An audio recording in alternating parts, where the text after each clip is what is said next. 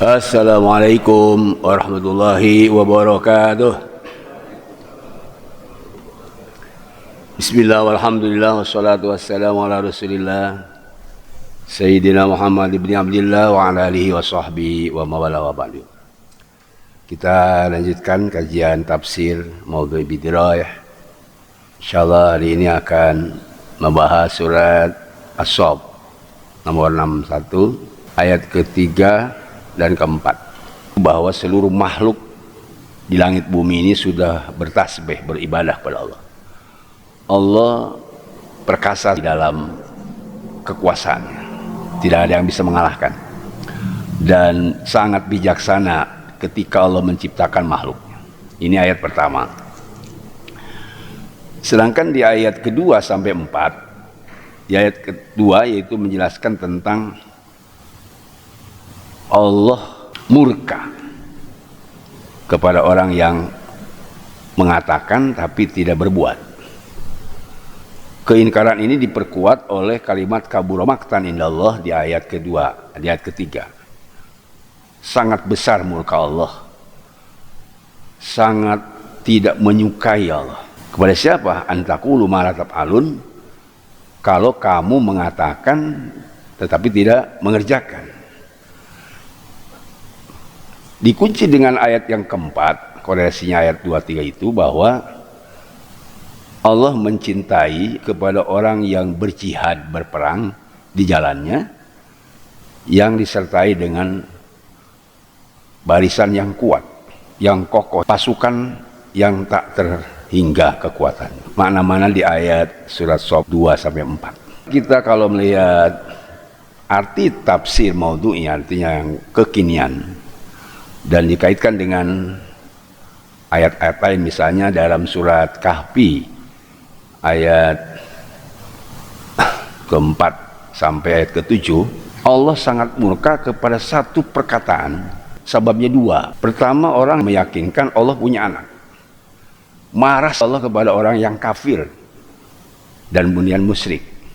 Awalnya mereka tidak percaya kepada Allah, kemudian membuat tandingan. Allah sangat murka kepada orang. Kemudian ayat sesudahnya Allah juga murka kepada orang yang tidak bisa menyikapi kehidupan dunia. Ya, kita lihat ayatnya.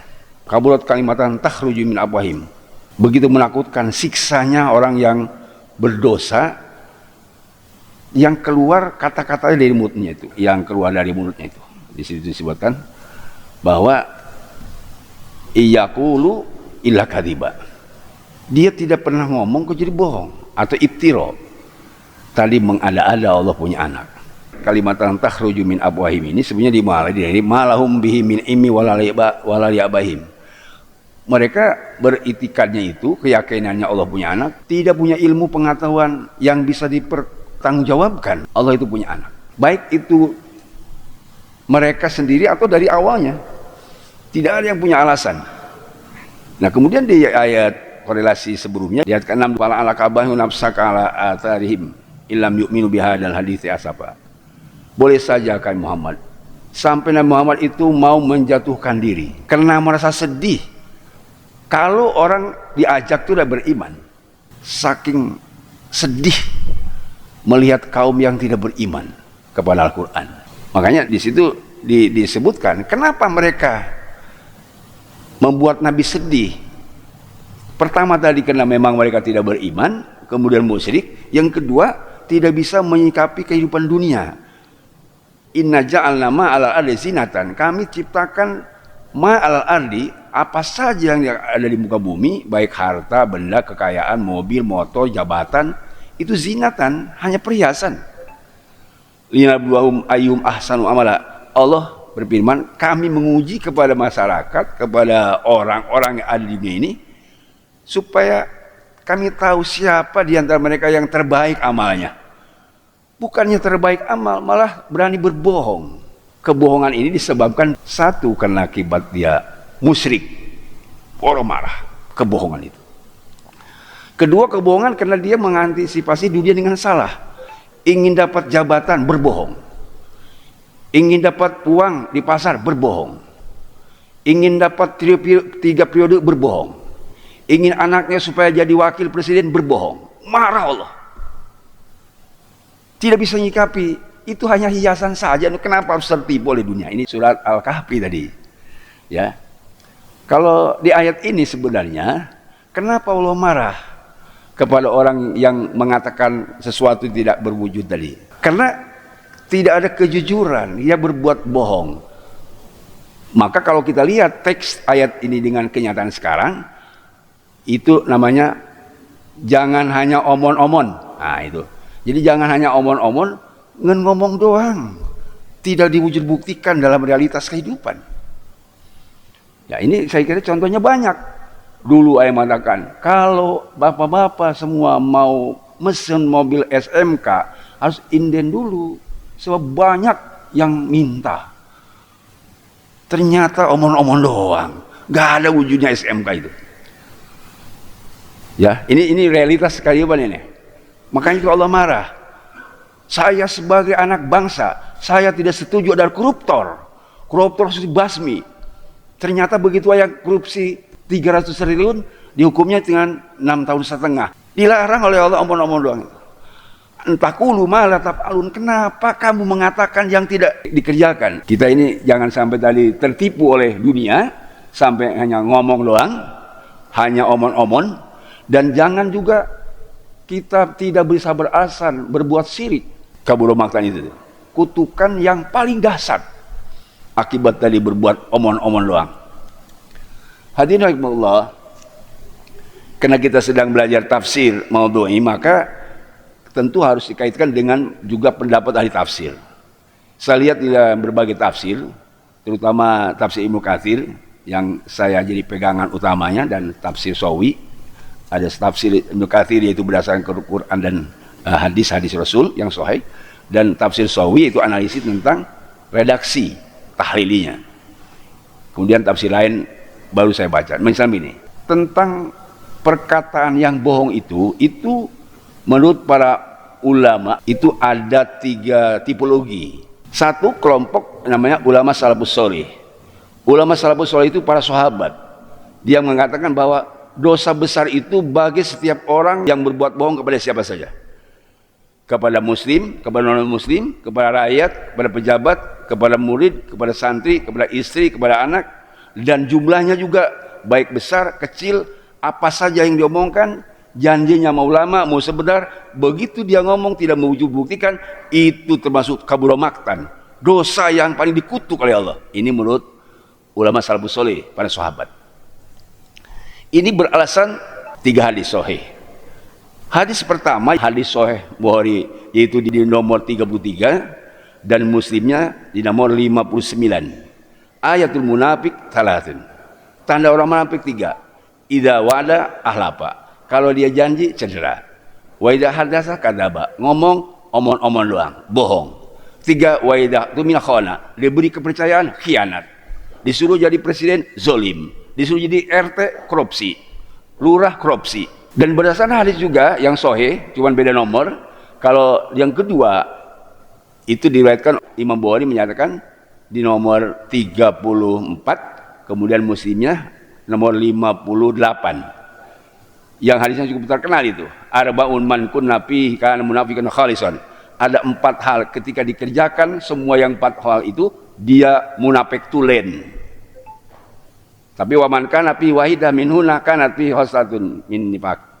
Kalau hanya satu saja itu ada satu kemunafikan. Misalnya tadi mengatakan kebohongan atau janji palsu, janji cedera, atau diberi khianat, diberi amanat khianat. Ini satu saja munafik. Hatta yadah ketika dia meninggalkannya. Ini berdasarkan hadis ini menyatakan bahwa tidak boleh ada kebohongan.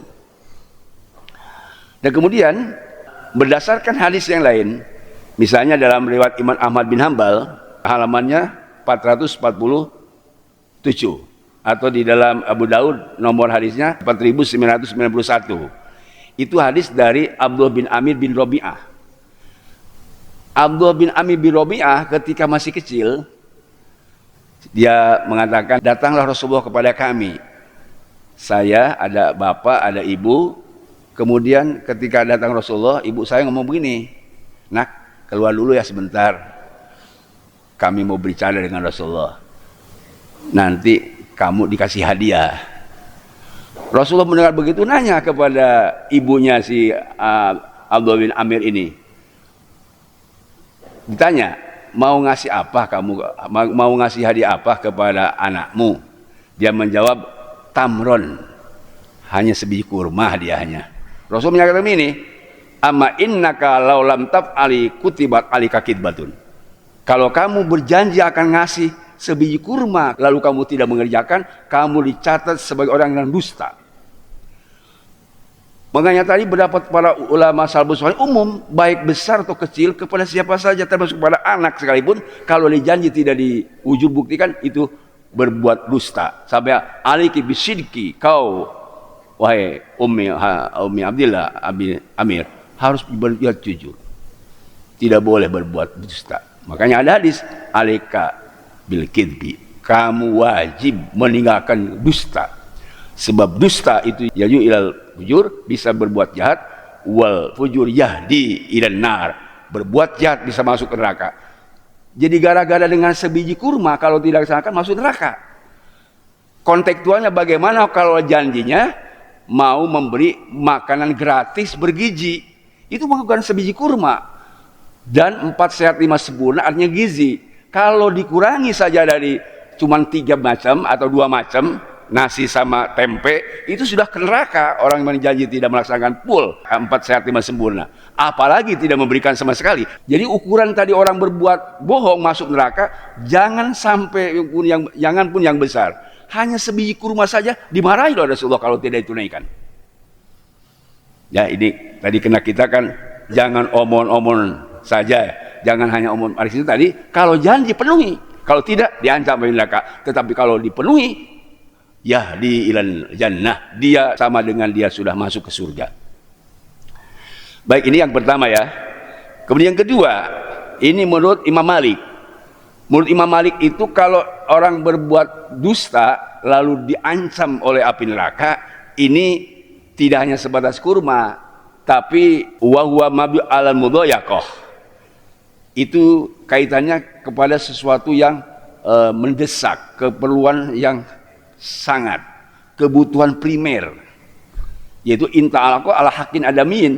Kalau janjinya hubungannya dengan hak adami kepada manusia, janji yang mudhayaqah. Ibnu Katsir di dalam tafsirnya halaman 258 memberi contoh. Apa contohnya? Kalau ada duda, ada laki lu kaliku telaku, lalu ditanya, kenapa kamu nggak mau kawin? Janda banyak, gadis banyak, kok kenapa tidak mau nikah? Jawabannya, saya kalau nikah belum ada dana untuk memberi nafkah, tidak punya sumber kehidupan. Ada juga sumber kehidupan kadang-kadang kurang. Kata orang yang bertanya, kalau kamu nikah saya penuhi kebutuhan kamu. Menurut Imam Malik, karena ini hajah masa, ketika orang itu sudah nikah, maka wajib selama dia berumah tangga diberi nafkah tiap hari. Ini batasan tadi tidak hanya sebiji kurma, tetapi lebih dari itu. Ini contoh tadi, ya, contoh tentang menurut Imam Malik kewajiban dia menunaikan kalau hajah masa atau ala mabniun ala mudhayaqah atau ala haqqin adamiyin, hak adami, hak asasi manusia. Ini saya kira pendapat. Tetapi ini juga bisa dimaknai bahwa janji ini adalah janji bagi orang-orang yang punya pejabat publik atau orang yang akan diangkat pejabat publik. Misalnya begini, ada caleg atau calon bupati atau calon wali kota datang ke suatu kampung, kenapa ini pada lambat sekolahnya kok, kenapa tidak tepat waktu? Kata mereka, Pak, jembatannya putus sehingga kami lambat. Kata si caleg, pilih saya, diselesaikan jembatan. Kenapa ini jalan butut begini? Kata si masyarakat, Pak, dari dulu gak pernah dapat, pilih saya, bagus nanti jalan. Nah, ini kaitan yang kedua. Menurut Imam Malik, begitu berdusta seorang calon tidak memenuhi janjinya, masuk neraka dia. Sebab kabur maktan, dosa yang paling besar berjanji tidak penuhi. Itu jadi janji-janji calon presiden, Pak. Itu Masya Allah ya, banyak sekali janji. Ada yang sampai puluhan janji tidak pernah dipenuhi. Sampai berhentinya dia jadi presiden, tidak pernah dipenuhi janjinya. Ini besar dosanya. Jadi bukan hanya sebab dituntut gantung, dihukum gantung, dituntut supaya taubat kepada Allah. Hak adami. Seperti orang korupsi, bukan hanya sekadar tadi diberikan dari uang yang hasil korupsinya, tapi taubat kepada Allah. Baik ini sekadar pendapat Imam Malik tadi, bagi pejabat publik atau orang yang berjanji kepada yang lebih besar lah kira-kira. Tadi contohnya tentang orang yang mau menikah tapi tidak punya biaya. Saya biayai, saya kasih nafkah. Ini yang kedua. Kemudian yang ketiga, kewajiban memenuhi janji itu di dalam masalah jihad. Makanya Imam Jalil Suyuti di dalam tafsirnya itu mengatakan bahwa fi jihadin. Jadi antakulu ma la taf'alun ay fil jihad. Dia mengatakan sesuatu dalam jihad, dalam berperang. Lalu dia tidak perang. Ini sebenarnya dulu zaman Rasulullah SAW, kaum muslimin ada yang begini ngomong, Pak. Yang ini diwarikan di Quran surah An-Nisa ayat 77-78. Gini ngomongnya. Di waktu damai, di waktu nggak perang, kapan ya perang ya? Asa sudah gatal saya pengen perang. Padahal di situ diabadikan, alam taro ilal ladzina qila lahum kufu aydiakum wa aqimus shalah wa atuz zakah. Wahai Muhammad, kau tidak melihat orang ketika sedang damai dilarang perang karena sedang damai, udah sholat saja yang rajin, berjamaah yang rajin ke masjid, tunaikan sedekah, tunaikan zakat.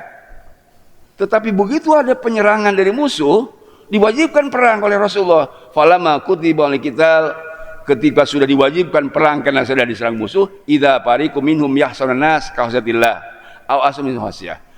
Sebagian masyarakat kaum muslimin saya itu takut orang. Kalau saya ikut perang ya Rasulullah, nanti anak saya jadi yatim. Kalau saya ikut perang nanti istri saya yang cantik jadi janda. Nggak mau saya. Nah ini dibalikan di Quran. Jadi dia tidak ikut perangnya takut anaknya yatim, atau takut istrinya jadi janda, atau takut diserang orang. Kalau di ayat ini sebenarnya takut tadi kepada musuh. Loh, nggak bisa saya perang. Kita kan belum ada persiapan. Sambil mengatakan ini, qalu rabbana lima katabta alaikal, ya Rob, kenapa kok diwajibkan sekarang? Kita sedang peceklik, sedang lemah, tidak ada uang, sedang pailit, kok perang lagi? Laula akhartani ila jalin qarib, kenapa tidak ditunggu bulan depan saja, tahun depan saja baru kami mau perang? Dijawab, qul mataun qalil. Wahai Muhammad, jawab kepada mereka yang tidak mau perang, dunia itu sedikit. Istri kamu meskipun jadi janda, iya, tapi kamu kan nanti kalau perang meninggal, syahid, diganti dengan bidadari. Ini kok kan mau perang. Diabadikan juga, wal akhiratu khairul liman ittaqa. Akhirat pahala jadi syahid itu lebih baik bagi orang yang takwa. Bahkan dilanjutkan ayat 78-nya. Aina matakunu yudrikumul maut walau kuntum fi burujim musajjadah. Di mana saja kamu berada, kalau memang ajal sudah sampai, mati kamu. Mati tidak sebab kena perang. Banyak yang perang tidak mati, dan banyak yang tidur di rumah mati. Masya Allah. Jadi itu diperingatkan. Kalau matinya kita di waktu perang, syahid di Rangkas Bitung. Itu tanda husnul khotimah. Syahid itu meskipun tidak perang. Tetangganya hajat mau nikahin anaknya. Naibnya bermasalah. Dulu mewakilkan. Anak saya nanti dirapalannya sama Pak Kiai saja. Lalu dia kenanya sama tetangga ya. Kumpul, lalu mana calon suaminya, sudah dikumpul calon suaminya, lalu dipegang tangannya, mari kita nikahkan anak ini untuk kita sama-sama baca sholawat, tahmid, dibaca tahmid, sholawat, lalu bareng-bareng baca syahadat. Kata si Kiai itu, asyhadu alla ilaha illallah, diturutan ku pengantin lagi, asyhadu alla ilaha illallah wa asyhadu anna muhammadar rasulullah. Laki-laki si pengantin itu calonnya belum selesai, dia kelepek meninggal. Itu khotimah. Baca syahadat dulu, itu syahid. Itu ya, bisa saja seperti itu. Saya sering contoh, ada yang sedang adzan, ada yang sedang sujud, ada yang sedang joget-joget. Itu kan mati itu tergantung kebiasaan. Ada yang sedang baca Quran. Kalau Bapak semua ini sedang ngaji terus rajin setiap malam Senin, nanti meninggalnya malam Senin. Saya suka mengharap, ya Rob, saya ibadah kepadamu. Mudah-mudahan saya dicabut jauh ketika saya ibadah. Saya selalu mohon. Tapi Bapak kalau sekarang suruh meninggal kan, nanti dulu Pak Ustadz. Gitu. Bapak kalau sekarang mau husnul khotimah, mau syahid, sedang ngaji di meninggalnya Pak. Sekarang, mau gak? Nanti dulu. Nah, ini tadi disebut oleh kul mataun kolil. Itu. Dunia itu sedikit. Kalau bapak sekarang tidak meninggal, mau apa ke rumah? Mau nangkep pemajikan lagi? Mau makan sambal lagi? Mau makan wuduk lagi? Mau apa? Sebenarnya nggak ada apa-apanya. Kolil. Saya mah belum bisa Pak Kiai meninggal, masih baru 1 tahun diangkat jabatannya. Saya mah nggak bisa meninggal, baru 1 bulan jadi presidennya. Kalau Allah nyabut bisa saja. Jadi sekali lagi, yang ketiga, wajibnya kita menunaikan janji ketika kita mau jihad. Ada lagi ayat yang keempat kan, innallaha yuhibbul ladzina yuqatiluna fi sabilillah shaffa. Allah mencintai, dalam hitungan tadi Allah akan menolong kepada orang yang perang di jalan Allah. Sofan tadi dalam berberes. Jadi menyiapkan kekuatan ilmu, kekuatan fisik, kekuatan mental, kekuatan sarananya dari aspek misalnya rudal, bom dipersiapkan. Jadi sofan di sini berberes dengan mempersiapkan kekuatan yang tangguh, alat senjata yang kuat, yang cukup. Ini sofan. Ada sahabat juga bertanya kepada Rasulullah, ya Rasulullah, seandainya kami tahu apa yang dicintai oleh Allah dari amal kami belum tahu ya Rasulullah. Apa sih amal apa yang Allah cintai? Turun ayat ini, innallaha yuhibbul ladzina yuqatiluna fi sabilihi shaffan. Allah mencintai jihad, itu mencintai perang. So, di dalam hadis itu banyak sekali. Saya sering sampaikan, keep dunaroik fil hayati mujahid, innal hayata aqidatun wa jihad. Keep dunaroik, kita berucap, kita bergerak, melangkah, jangan hanya berdasarkan rasional, jangan hanya beremosi, tapi berdasarkan dalil syariah, berdasarkan keyakinan. Keep dunaroik, bekerja jangan hanya berdasarkan emosi, jangan hanya berdasarkan rasional. Luka hati dikerjain, yang tidak ngerti ditinggal, jangan. Pokoknya kerjakan. Kenapa? Innal hayata aqidatun wa jihadun. Sebab hidup ini hanya diisi 1, jihad, berperang di jalan Allah, 2, akidah yang kuat.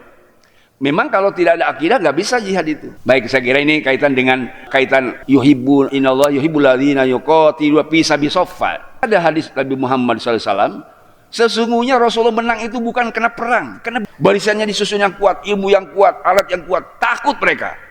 Ini firman Allah dalam surah Al-Anfal ayat 61. Wa'idul mastata'un min quwwatin wa min ribatil khail. Persiapkan oleh kita kekuatan yang tangguh, ilmu, harta, keyakinan, supaya mereka bisa kalah dengan kekuatan. Kan saya sering sampaikan, kita sebenarnya melawan setan itu bukan setan kuat, bukan. Inna syaitana kana dha'ifa. Setan itu lemah. Karena kita lemah, setan jadi kuat. Tidak kuat, lemah. Kitanya yang takut. Coba kalau berani, takut Jokowi. Ya. Siapapun manusia lemah sebetulnya. Kenapa Bapak sekarang kalau pulang tidak mau poligami sama istri? Kenapa tidak mau kawin lagi? Bapak tidak kuat, kalah sama istri, sehingga tidak boleh gabung. Kalau bapak kuat, pemajikan, takut. Jadi kita sebenarnya lemah menghadapi persoalan, sehingga kita kalah terus.